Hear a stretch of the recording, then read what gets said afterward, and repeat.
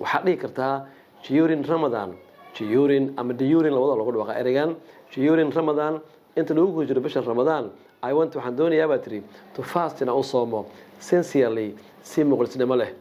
sincerely waa si muqalsinimo leh ama markaasi qaalisa maxaa kaloo tiri fasting soonku needs wuxuu u baahan yahay sincerity muqalsinimo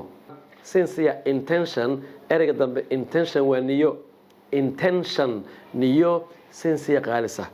bismillahi raxmaani raxiim waa macallin cabdirasaaq oo mar kale idiin wada ereyo cusub aad ku dhex baran doontaan bishan barakaysan ee ramadaan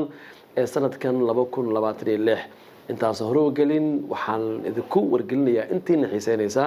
in bishan ramadaan ee sanadkan 2026 ay jiraan fasallo aan bilaabi doono kuwaas oo aad ku baran doonto ingiriis kala duwan ayna ku jiraan casharo ka hadlaya bishan barakaysan ramadaan kuwaas oo waliba kasii duwan kuwa aan ku qaadan doono page-kan gaarka ah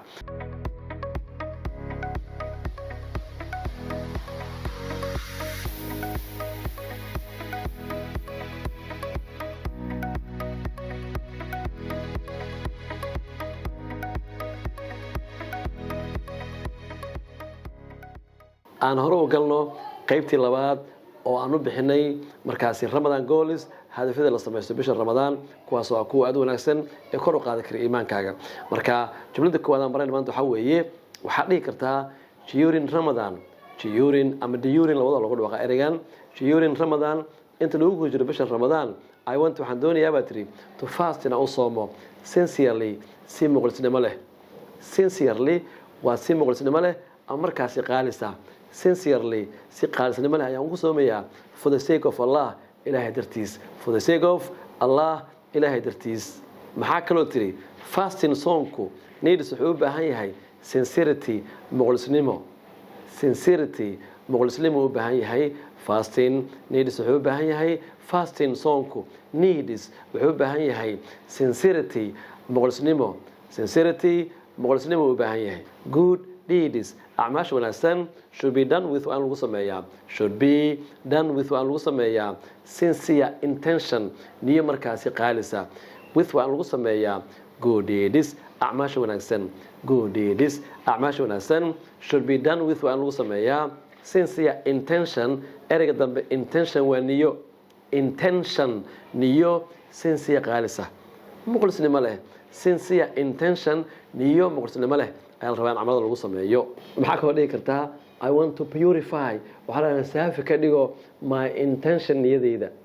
my intention niyadeyda saafi ka dhigan rabaa I want to purify my intention niyadeyda saafi ka dhigan rabaa and strengthen aan xoojiyo strengthen aan xoojiyo strengthen aan xoojiyo my faith iimaankayga marka isku qabato waxa tiri I want to purify my intention niyadeyda ayaan rabaa inaan saafi ka dhigo and strengthen and xoojiyo strengthen and xoojiyo my faith iimaankayga my faith iimaankayga I want waxaan doonayaa to become inaan noqdo more pious qof aad taqi u ah